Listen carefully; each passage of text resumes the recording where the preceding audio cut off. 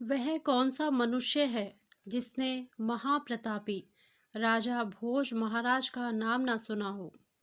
उसकी महिमा और कीर्ति तो सारे जगत में व्याप्त रही है और बड़े बड़े महिपाल उसका नाम सुनते ही कांप उठते थे और बड़े बड़े भूपति उसके पांव पर अपना सिर नवाते। सेना उसकी समुद्र की तरंगों का नमूना और खजाना उसका सोने चांदी और रत्नों की खान से भी दूना। उसके दान ने राजा करण को लोगों के जी से भुलाया और उसके न्याय ने विक्रम को भी लजाया। कोई उसके राजभर में भूखा ना सोता और ना कोई उघाड़ा रहने पाता। जो सत्तू मांगने आता उसे मोतीचूर मिलता और जो गजी चाहता उसे मलमल दिया जाता। पैसे की जगह लोगों को अशर्फिया बांटता और मेह की तरह भिखारियों पर मोती बरसाता। एक एक श्लोक के लिए ब्राह्मणों को लाख लाख रुपया उठा देता और एक एक दिन में लाख लाख गोदान करता। 1.25 लाख ब्राह्मणों को सटरस भोजन करा के तब आप खाने को बैठता। तीर्थ यात्रा, स्नान, दान और व्रत उपवास में सदा तत्पर रहता। बड़े बड़े चंद्रायन किए थे और बड़े बड़े जंगल पहाड़ छान डाले थे। एक दिन शरद ऋतु में संध्या के समय सुंदर फुलवाड़ी के बीच स्वच्छ पानी के कुंड के तीर जिसमें कुमुद और कमलों के बीच जल पक्षी कलोले कर रहे थे, रत्न जटित सिंहासन पर कोमल तकिए के सहारे स्वस्थ चित्त बैठा हुआ, महलों की सुनहरी कलसियां लगी हुई संगमरमर की गुमजियों के पीछे से उदय होता हुआ पूर्णिमा का चांद देख रहा था और निर्जन एकांत होने के कारण मन ही मन सोचता कि अहो, मैंने अपने कुल को ऐसा प्रकाश किया जैसे सूर्य से इन कमलों का विकास होता है।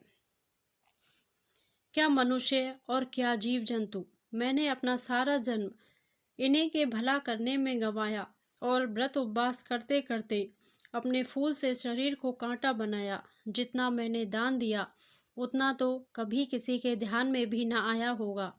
जिन जिन तीर्थों की मैंने यात्रा की वहाँ कभी पंछी ने पर भी ना मारा होगा। मुझसे बढ़कर इस संसार में और कौन पुण्यात्मा है और आगे भी कौन हुआ होगा जो मैं ही कृत कार्य नहीं तो फिर कौन हो सकता है। मुझे अपने ईश्वर पर दावा है, वह मुझे अवश्य अच्छी गति देगा। ऐसा कब हो सकता है कि मुझे भी कुछ दोष लगे।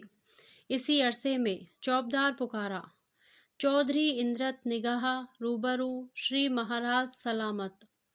भोज ने आंख उठाई, दीवान ने साष्टांग दंडवत की, फिर सम्मुखा हाथ जोड़ियों निवेदन किया। पृथ्वीनाथ, वह कुएं सड़क पर जिनके वास्ते आपने हुक्म दिया था बनकर तैयार हो गए और आम के बाग भी सब जगह लग गए। जो पानी पीता है आपको आशीष देता है और जो उन पेड़ों की छाया में विश्राम करता है आपकी बढ़ती दौलत मनाता है। राजा अति प्रसन्न हुआ और कहा कि सुन, मेरी अमलदारी भर में जहाँ जहाँ सड़क है कोस कोस पर कुएं खुदवा के सदवर्त बैठा दे और दूतरफा पेड़ भी जल्द लगवा दे। इसी अरसे में दानाध्यक्ष ने आकर आशीर्वाद दिया और निवेदन किया कि धर्मावतार, वह जो 5,000 ब्राह्मण हर साल जाड़ों में रजाई पाते हैं सो ड्योढ़ी पर हाजिर हैं। राजा ने कहा, अब 5 के बदले 50,000 मिला करें और रजाई की जगह शाल दुशाला दिया जावे। दानाध्यक्ष दुशालों के लाने के वास्ते तोशे खाने में गया। इमारत के दरोगा ने आकर मुजरा किया और खबर दी कि महाराज, वह बड़ा मंदिर जिसके जल्द बना देने के वास्ते सरकार से हुक्म हुआ है, आज उसकी नींव खुद गई, पत्थर गड़े जाते हैं और लुहार लोहा भी तैयार कर रहे हैं। महाराज ने त्योरियां बदलकर उस दरोगा को खूब घुड़का और कहा कि मूर्ख, वहाँ पत्थर और लोहे का क्या काम है। बिल्कुल मंदिर संगमरमर और संगमूसा से बनाया जावे और लोहे बदल उसमें सब जगह सोना काम में आवे, जिसमें भगवान भी उसे देखकर प्रसन्न हो जाएं। मेरा नाम इस संसार में अतुल कीर्ति पावे। यह सुनकर सारा दरबार पुकार उठा कि धन्य महाराज, धन्य क्यों ना हो, जब ऐसे हो तब तो ऐसे हो। आपने इस कलिकाल को सतयुग बना दिया, मानव धर्म का उद्धार करने को इस जगत में अवतार लिया। आज आपसे बढ़कर और दूसरा कौन ईश्वर का प्यारा है। हमने तो पहले से ही आपको साक्षात धर्मराज विचारा है। व्यास जी ने कथा आरंभ की। भजन कीर्तन होने लगा। चांद सिर पर चढ़ाया। घड़ियाली ने निवेदन किया कि महाराज, रात आधी के निकट पहुंची। राजा की आंखों में नींद छा रही थी। व्यास जी कथा कहते थे पर राजा को ऊंघ आती थी। उठकर रनिवास में गया। जड़ाऊ पलंग और फूलों की सेज पर सोई रानियां पैर दबाने लगी। राजा की आंख झपक गई तो स्वप्न में क्या देखता है कि वह बड़ा संगमरमर का मंदिर बनकर बिल्कुल तैयार हो गया। जहाँ कहीं उस पर नक्काशी का काम किया है तो बारीकी और सफाई में हाथी दांत को भी मात कर दिया है। जहाँ कहीं पच्चीकारी का हुनर दिखलाया है तो जवाहिरों को पत्थरों में जड़कर तस्वीर का नमूना बना दिया है। कहीं लालों के गुल्लालों पर नीलम की बुलबुलें बैठी हैं और ओस की जगह हीरों के लोलक लटकाए हैं। कहीं फुकराजों की डंडियों से पन्ने के पत्ते निकालकर मोतियों के भुट्टे लगाए हैं। सोने की चोबों पर कमखाव के शामियाने और उनके नीचे बिल्लौर के होजों में गुलाब और केवड़े के फुआरे छूट रहे हैं। मानो धूप जल रहा है, सैकड़ों कपूर के दीपक बल रहे हैं। राजा देखते ही मारे घमंड के फूल कर मशक बन गया।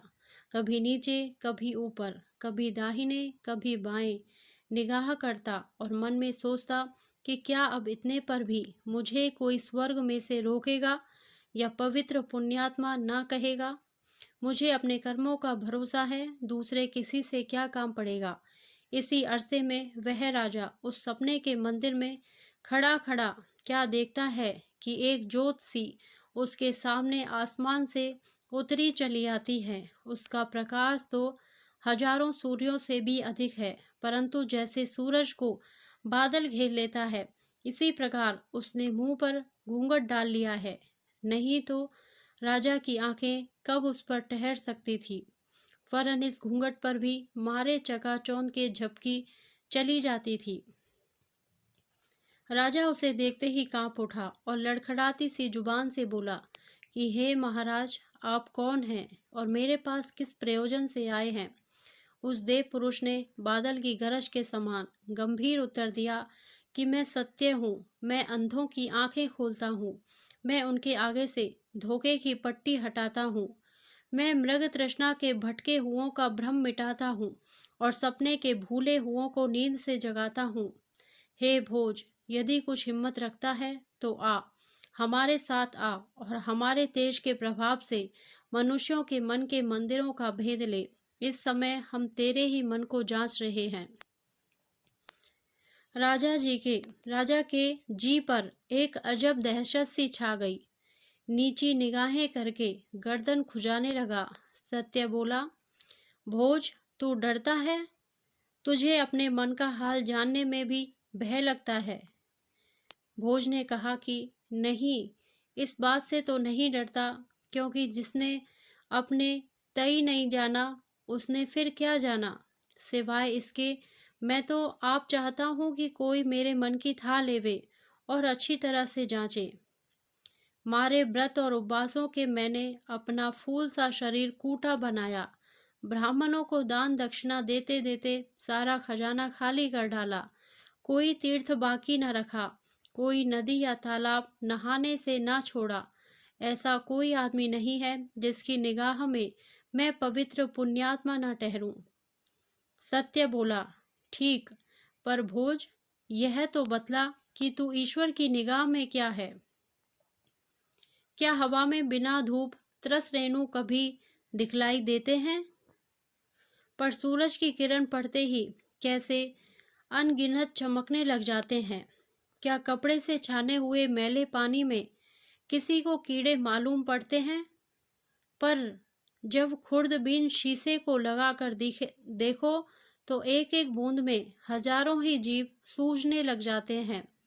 बस जो तू उस बात के जानने से, जिसे अवश्य जानना चाहिए, डरता नहीं, तो आ, मेरे साथ आ, मैं तेरी आंखें खोलूंगा। निदान सत्य यह कह के राजा को मंदिर के उस बड़े ऊंचे दरवाजे पर चढ़ा ले गया कि जहां से सारा बाग दिखलाई देता था, और फिर उससे यूं कहने लगा कि भोज, मैं अभी तेरे पाप कर्मों का कुछ भी चर्चा नहीं करता, क्योंकि तूने अपने तई निरा निष्पाप समझ रखा है। पर यह तो बतला कि तूने पुण्य कर्म कौन कौन से किए हैं कि जिनसे सर्वशक्तिमान जगदीश्वर संतुष्ट होगा। राजा यह सुन के अत्यंत प्रसन्न हुआ। यह तो मानो उसके मन की बात थी। पुण्य कर्म के नाम से उसके चित्त को कमल सा खिला दिया। उसे निश्चय था कि पाप तो मैंने चाहे किया हो चाहे ना किया हो, पर पुण्य मैंने इतना किया कि भारी से भारी पाप भी उसके पासंग में ना ठहरेगा।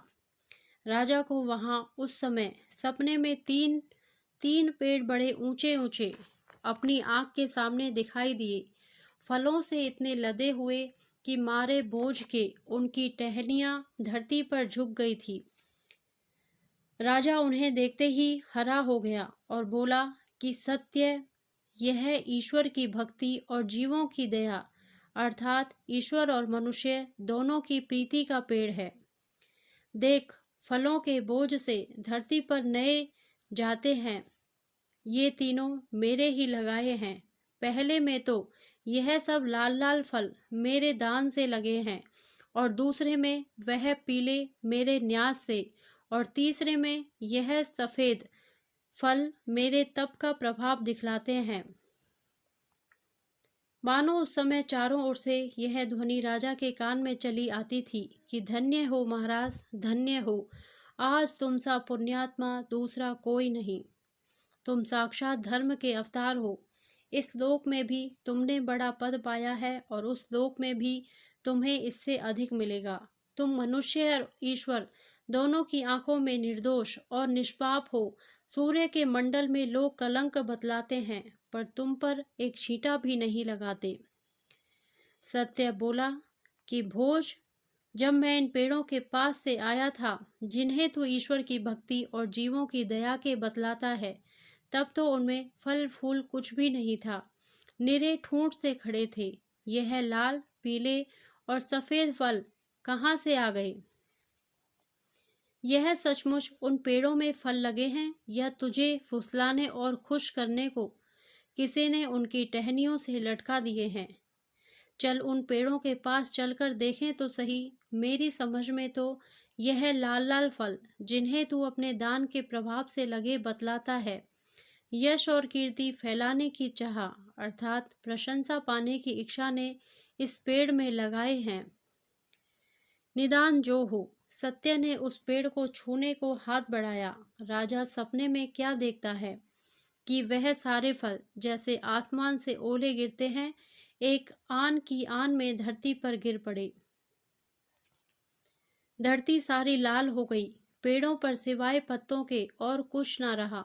सत्य ने कहा कि राजा, जैसे कोई किसी चीज को मोम से चिपकाता है, उसी तरह तूने अपने भुलाने को, प्रशंसा पाने की इच्छा से यह फल इस पेड़ पर लगा दिए थे। सत्य के तेज से वहां मोम गल गया, पेड़ ठूंठ का ठूंठ रह गया। जो कुछ तूने दिया और किया, सब दुनिया के दिखलाने और मनुष्यों से प्रशंसा पाने के लिए किया। केवल ईश्वर की भक्ति और जीवों की दया से तो कुछ भी नहीं दिया। यदि कुछ दिया हो या किया हो तो तू ही क्यों नहीं बतलाता? मूर्ख, इसी के भरोसे पर तू फूला हुआ स्वर्ग में जाने को तैयार हुआ था। भोज ने एक ठंडी सांस ली। उसने तो औरों को भूला समझा था, पर वह सबसे अधिक भूला हुआ निकला। सत्य से उस पेड़ की तरफ हाथ बढ़ाया जो सोने की तरह चमकते पीले पीले फलों से लदा हुआ था। सत्य का हाथ पास पहुंचते ही इसका भी वही हाल हो गया जो पहले का हुआ था। सत्य बोला कि राजा, इस पेड़ में ये फल तूने अपने भुलाने को, स्वर्ग को यथार्थ सिद्ध करने की इच्छा से लगा लिए थे। कहने वाले ने ठीक कहा है कि मनुष्य मनुष्य के कर्मों से उसके मन की भावना का विचार करता है और ईश्वर मनुष्य के मन की भावना के अनुसार उसके कर्मों का हिसाब लेता है। तू अच्छी तरह जानता है कि यही न्याय तेरे राज्य की जड़ है। जो न्याय ना करे तो फिर वह राज्य तेरे हाथ में क्यों कर रह सके। जिस राज्य में न्याय नहीं वह तो वे नींव का घर है, बुढ़िया के दांतों की तरह हिलता है। अब गिरा तब गिरा। मूर्ख, तू ही क्यों नहीं बतलाता कि यह तेरा न्याय स्वार्थ सिद्ध करने और सांसारिक सुख पाने की इच्छा से है अथवा ईश्वर की भक्ति और जीवों की दया से। भोज की परेशानी पर पसीना हो आया, आंखें नीची कर ली, जवाब कुछ ना बन पड़ा। तीसरे पेड़ की बारी आई। सत्य के हाथ लगते ही उसका भी वही हाल हुआ। राजा अत्यंत लज्जित हुआ। सत्य ने कहा कि मूर्ख, यह तेरे तप के फल कदापि नहीं, इनको तो इस पेड़ पर तेरे अहंकार ने लगा रखा था। वह कौन सा व्रत या तीर्थ यात्रा है जो तूने निहंकार केवल ईश्वर की भक्ति और जीवों की दया से किया हो। तूने यह तप इसी वास्ते किया कि जिसमें तू अपने तई औरों से अच्छा और बढ़ के विचारे। ऐसे ही तप पर गोबर गणेश, तू स्वर्ग मिलने की उम्मीद रखता है, पर यह तो बतला कि मंदिर की उन मुंडेरों पर वे जानवर से क्या दिखलाई देते हैं, कैसे सुंदर और प्यारे मालूम होते हैं, पर तो उनके पन्ने के हैं और गर्दन फिरोजे की, दुम में सारे किस्म के जवाहर जड़ दिए। राजा के जी में घमंड की चिड़िया ने फिर फुरफुरी ली, मानो बुझते हुए दिए की तरह जगमगा उठा। जल्दी से जवाब दिया कि हे सत्य, यह जो कुछ तू मंदिर की मुंडेरों पर देखता है मेरे संध्या वंदन का प्रभाव है। मैंने जो रातों जाग जाग कर और माथा रगड़ते रगड़ते इस मंदिर की देहली को घिसाकर ईश्वर की स्तुति वंदना और विनती प्रार्थना की है, वही अब चिड़ियों की तरह पंख फैलाकर आकाश को जाती है, मानो ईश्वर के सामने पहुंचकर अब मुझे स्वर्ग का राजा बनाती हैं। सत्य ने कहा कि राजा, दीनबंधु, करुणा सागर, श्री जगन्नाथ जगदीश्वर अपने भक्तों की विनती सदा सुनता रहता है, और जो मनुष्य शुद्ध हृदय और निष्कपट होकर नम्रता और श्रद्धा के साथ अपने दुष्कर्मों का पश्चाताप अथवा उनके क्षमा होने का टुक भी निवेदन करता है, वह उसका निवेदन उसी दम सूर्य चांद को बेध कर पार हो जाता है। फिर क्या कारण है कि यह सब आप अब तक मंदिर की मुंडेर पर ही बैठे रहे। आ चल, देखें तो सही, हम लोगों के पास जाने पर आकाश तो उड़ जाते हैं या उसी जगह पर कटे कबूतरों की तरह फड़फड़ाया करते हैं। भोज डरा लेकिन सत्य का साथ न छोड़ा। जब मुंडेर पर पहुंचा तो क्या देखता है कि वे सारे जानवर जो दूर से ऐसे सुंदर दिखाई देते थे मरे हुए पड़े थे, पंख नुचे खुचे और बहुतेरे बिल्कुल सड़े हुए, यहाँ तक कि मारे बदबू के राजा का सिर भिन्ना उठा। दो एक में जिनमें कुछ दम बाकी था, जो उड़ने का इरादा भी किया, तो उनके पंख पारे की तरह भारी हो गए और उन्हें उसी ठौर दबा रखा। तड़फा जरूर किए पर उड़ने जरा भी ना दिया। सत्य बोला, भोज, बस यही तेरे पुण्य कर्म हैं। इन्हीं स्तुति वंदना और विनती प्रार्थना के भरोसे पर तू स्वर्ग में जाना चाहता है। सूरत तो इनकी बहुत अच्छी है, पर जान बिल्कुल नहीं। तूने जो कुछ किया केवल लोगों के दिखलाने को, जी से कुछ भी नहीं।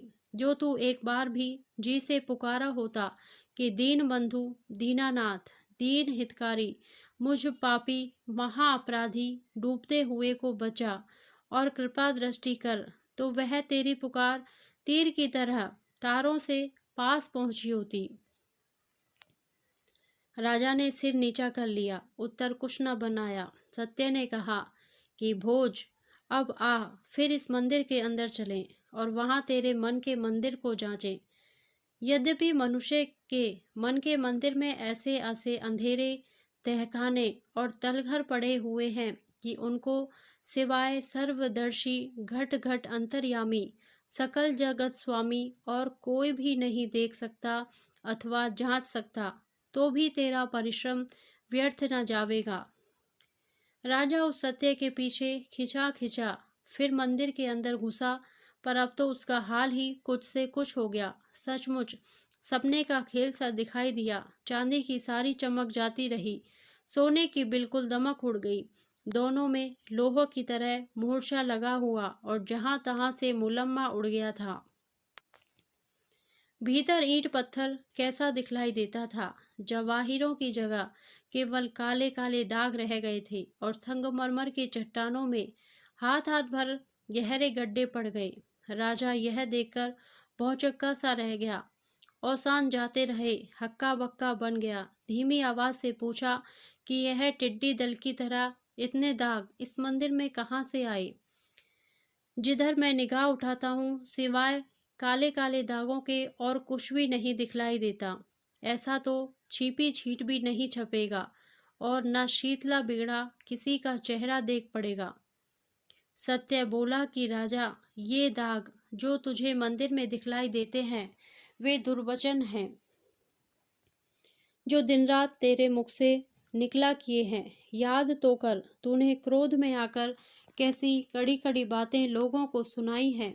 क्या खेल में और क्या आना अथवा दूसरे का चित्त प्रसन्न करने को, क्या रुपया बचाने अथवा अधिक लाभ पाने को और दूसरे का देश अपने हाथ में लाने अथवा किसी बराबर वाले से अपना मतलब निकालने और दुश्मनों को नीचा दिखलाने को कितना झूठ बोला है। अपने ऐब छिपाने और दूसरों की आंखों में अच्छा मालूम होने अथवा झूठी तारीफ पाने के लिए कैसी कैसी शेखियां हाकी हैं। अपने को औरों से अच्छा, औरों को अपने से बुरा दिखलाने को कहाँ तक बातें बनाई हैं, तो अब कुछ भी याद नहीं रहा। बिल्कुल एक बारगी भूल गया, पर वहाँ तेरे मुंह से निकलते ही वही में दर्ज हुआ। तू इन दागों को गिनने में असमर्थ है, पर उस घटघट निवासी अनंत अविनाशी को एक एक बात जो तेरे मुंह से निकली याद है और याद रहेंगी। उसके निकट भूत और भविष्य दोनों वर्तमान सा है। भोज ने सिर उठाया, पर उस दबी जवान से इतना मुंह से और निकला कि दाग पर ये हाथ हाथ भर गाड़े क्यों कर पड़ गए हैं। सोने चांदी में मोर्चा लगकर ये ईंट पत्थर कहाँ से दिखलाई देने लगे। सत्य ने कहा कि राजा, क्या तूने कभी किसी को कोई गलती हुई बात नहीं कही अथवा बोली ठोली नहीं मारी। अरे नादान, यह बोली ठोली तो गोली से अधिक काम कर जाती है। तू तो इन गड्ढों ही को देखकर रोता है, पर तेरे ताने तो बहुतों की छातियों से पार हो गई। जब अहंकार का मोर्चा लगा तो फिर यह दिखलावे का मुलम्मा कब तक ठहर सकता है। स्वार्थ और अश्रद्धा का ईंट पत्थर प्रकट हो आया। राजा को इस अरसे में चमगादड़ों ने बहुत तंग कर रखा था। मारे बू के सिर फटा जाता था, भनगे और पतंगों से सारा मकान भर गया था। राजा को बीच बीच में पंख वाले सांप और बिच्छू भी दिखलाई देते थे। राजा घबराकर चिल्ला उठा कि यह मैं किस आफत में पड़ा। इन कमबख्तों को यहाँ किसने आने दिए। सत्य बोला, राजा, सिवाय तेरे इनको यहाँ कौन आने देगा। तू ही तो इन सबको लाया है। यह सब तेरे काम की बुरी वासना है। तूने समझा था कि जैसे समुद्र में लहरें उठा और मिटा करती हैं, उसी तरह मनुष्य के मन में भी संकल्प की मौज उठकर मिट जाती है। पर रे मूड, याद रख कि आदमी के चित्त में ऐसा सोच विचार कोई नहीं आता जो जगत करता प्राणदाता परमेश्वर के सामने प्रत्यक्ष नहीं हो जाता। यह चमगादड़ और भनगे और सांप बिच्छू और कीड़े मकोड़े जो तुझे दिखलाई देते हैं, संकल्प विकल्प हैं जो दिन रात तेरे अंतःकरण में उठा किए और उन्हीं चमगादड़ और भनगे और सांप बिच्छू और कीड़े मकोड़ों की तरह तेरे हृदय के प्रकाश में उड़ते रहे। क्या कभी तेरे जी में किसी राजा की ओर से कुछ द्वेष नहीं रहा था? उसके मुल्क माल्क पर लोभ नहीं आया था? अपनी बड़ाई का अभिमान नहीं हुआ, या दूसरे की सुंदर स्त्री देखकर उस पर दिल न चला। राजा ने एक बड़ी लंबी ठंडी सांस ली और अत्यंत निराश होकर वह बात कही कि इस संसार में ऐसा कोई मनुष्य नहीं है जो कह सके कि मेरा हृदय शुद्ध और मन में कुछ भी पाप नहीं। इस संसार में निष्पाप रहना बड़ा कठिन है। जो पुण्य करना चाहते हैं उनमें भी पाप निकल आता है।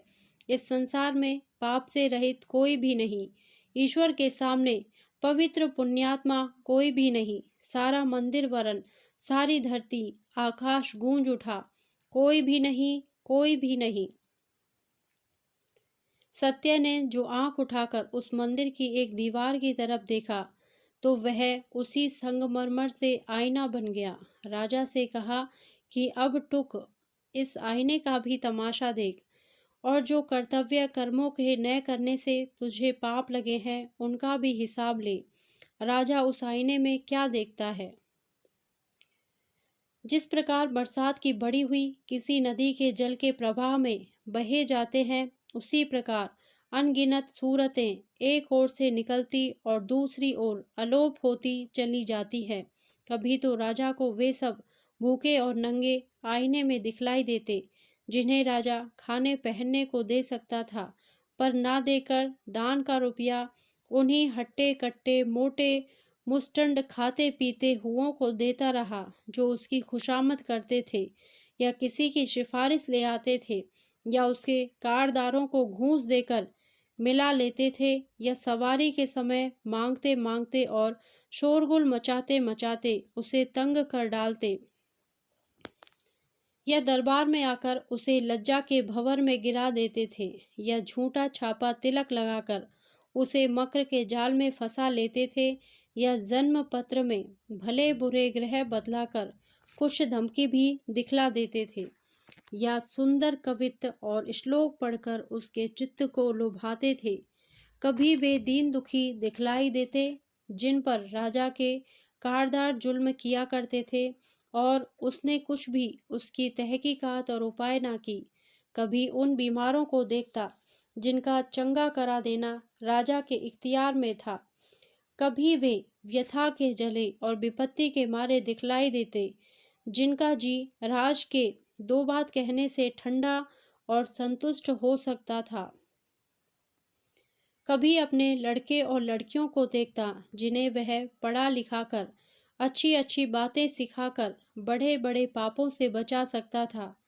कभी उन गांव और इलाकों को देखता जिनमें कूप तालाब खुदवाने और किसानों को मदद देने और उन्हें खेती बाड़ी की नई नई तरकीबें बतलाने से हजारों गरीबों का भला कर सकता था। उन टूटे हुए पुल और रास्तों को देखता जिन्हें दुरुस्त करने से वह लाखों मुसाफिरों को आराम पहुंचा सकता था। राजा से अधिक देखा ना जा सका। थोड़ी ही देर में घबराकर हाथों से अपनी आंखों को ढांप लिया। वह अपने घमंड में उन सभी कामों को तो सदा याद रखता था और उनकी चर्चा किया करता जिन्हें वह अपनी समझ में पुण्य के निमित्त किए हुए समझा था, पर उन कर्तव्य कामों का कभी टुक सोच ना किया जिन्हें अपनी उन्मत्तता से अचेत होकर छोड़ दिया था। सत्य बोला, राजा अभी से क्यों घबरा गया? आ, इधर आ। इस दूसरे आईने में मैं तुझे अब उन पापों को दिखलाता हूँ जो तूने अपनी उम्र में किए हैं। राजा ने हाथ जोड़े और पुकारा कि बस महाराज, बस कीजिए। जो कुछ देखा उसी में मैं तो मिट्टी हो गया, कुछ भी बाकी ना रहा। अब आगे क्षमा कीजिए, पर यह तो बतलाइए कि आपने यहाँ आकर मेरे शरबत में जहर क्यों घोला और पकी पकाई खीर में सांप का विष उगला, और आपने मेरे आनंद को इस मंदिर में आके नाश में मिलाया जिसे मैंने सर्वशक्तिमान भगवान को अर्पण किया है। चाहे जैसा वह बुरा और अशुद्ध क्यों ना हो, पर मैंने तो उसी के निमित्त बनाया है। सत्य ने कहा, ठीक, पर यह तो बतला कि भगवान इस मंदिर में बैठा है। यदि तूने भगवान को इस मंदिर में बैठाया होता तो फिर वह अशुद्ध क्यों रहता? जरा आंख उठाकर उस मूर्ति को तो देख जिसे तू जन्म भर पूजता रहा है। राजा ने आंख उठाई तो क्या देखता है कि वहां उस बड़ी ऊंची बेदी पर उसी की मूर्ति पत्थर की गढ़ी हुई रखी है और अभिमान की पगड़ी बांधे हुए है। सत्य ने कहा कि मूर्ख, तूने जो काम किए केवल अपनी प्रतिष्ठा के लिए, इसी प्रतिष्ठा प्राप्त होने की सदा तेरी भावना रही और इसी प्रतिष्ठा के लिए तूने अपने आप पूजा की। अरे मूर्ख, सकल जगत स्वामी, घट घट अंतर्यामी, क्या ऐसे मन रूपी मंदिर में भी अपना सिंहासन बिछने देता है जो अभिमान और प्रतिष्ठा प्राप्ति की इच्छा इत्यादि से भरा है? ये तो उसकी जली पड़ने योग्य है। सत्य का इतना कहना था कि सारी पृथ्वी एक बारगी कांप उठी, मानो उसी दम टुकड़ा टुकड़ा होना चाहती थी। आकाश में ऐसा शब्द हुआ कि जैसा प्रलय काल का मेघ गरजा। मंदिर की दीवार चारों ओर से अड़अड़ा गिर पड़ी, मानो उस पापी राजा को दबा लेना चाहती थी और उस अहंकार की मूर्ति पर ऐसी एक बिजली गिरी कि वह धरती पर औंधे मुंह आ पड़ी। त्राही त्राही माम, मैं डूबा, कह के भोज जो चिल्लाया, आंख उसकी खुल गई और सपना सपना हो गया। इस अरसे में रात बीतकर आसमान के किनारों पर लाली दौड़ हुई थी। चिड़िया चहचहा रही थी। एक ओर से शीतल मंद सुगंध पवन चली थी, दूसरी ओर से बीन और मृदंग की ध्वनि। बंदीजन राजा का जस गाने लगे। हर कारे हर तरफ काम को दौड़े। कमल खिले, कुमुद कुमलाए। राजा पलंग से उठा, पर जी भारी, माथा थामे हुए। न हवा अच्छी लगती थी, न गाने बजाने की सुध बुध थी। उठते ही पहले यह हुक्म दिया कि इस नगर में जो अच्छे पंडित हों, जल्द उनको मेरे पास लाओ। मैंने एक सपना देखा है कि जिसके आगे अब यह सारा राग सपना मालूम होता है। उस सपने के स्मरण से ही मेरे रोंगटे खड़े हुए होते हैं। राजा के मुख से हुक्म निकलने की देर थी। चौबधार ने 3 पंडितों को, उस समय वशिष्ठ, याज्ञवल्क्य और बृहस्पति के समान प्रख्यात थे, बात की बात में राजा के सामने ला खड़ा किए। राजा का मुंह पीला पड़ गया था, माथे पर पसीना हो आया था। पूछा कि वह कौन सा उपाय है जिससे यह पापी मनुष्य ईश्वर के कोप से छुटकारा पावे। उनमें से एक बूढ़े पंडित ने आशीर्वाद देकर निवेदन किया कि धर्मराज, धर्मावतार, यह भय तो आपके शत्रुओं को होना चाहिए। आपसे पवित्र पुण्यात्मा के जी में ऐसा संदेह क्यों उत्पन्न हुआ? आप अपने पुण्य के प्रभाव का जामा पहन के बेखटके परमेश्वर के सामने जाइए। ना तो वह कहीं से फटा फटा है और ना किसी जगह से मैला कुचला है। राजा क्रोध करके बोला कि बस, अधिक अपनी वाणी को परिश्रम ना दीजिए और इसी दम अपने घर की राह लीजिए।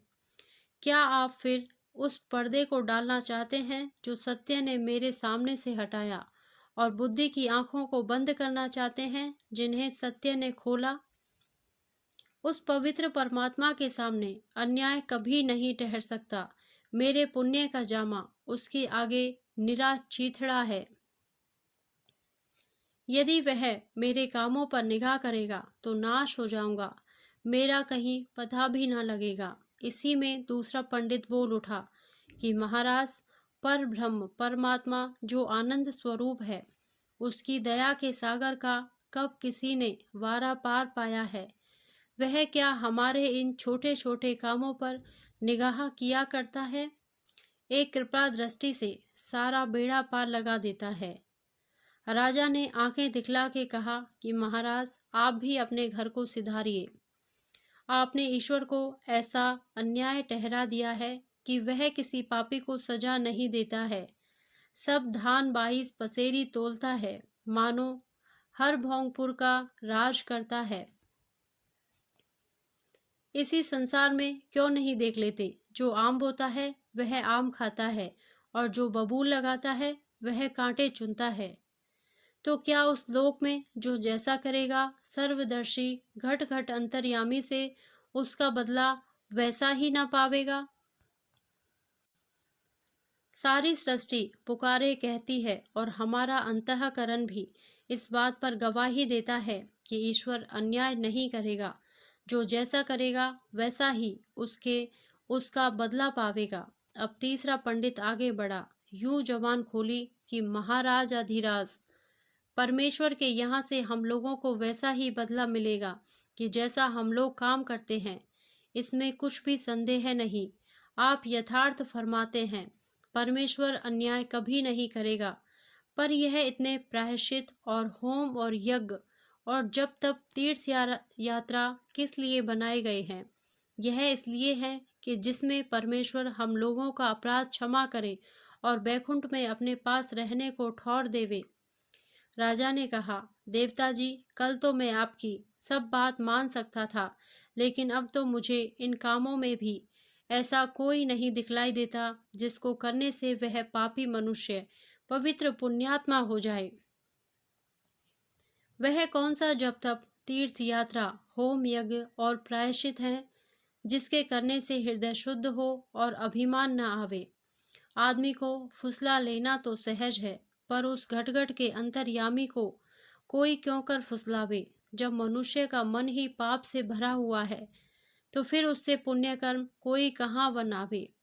पहल आप उस स्वप्न को सुनिए जो रात को देखा है, तब फिर पीछे वह उपाय बतलाइए जिससे पापी मनुष्य ईश्वर के कोप से छुटकारा पाता है। निदान राजा ने जो कुछ रात को स्वप्न में देखा था सब ज्यों का त्यों उस पंडित को कह सुनाया।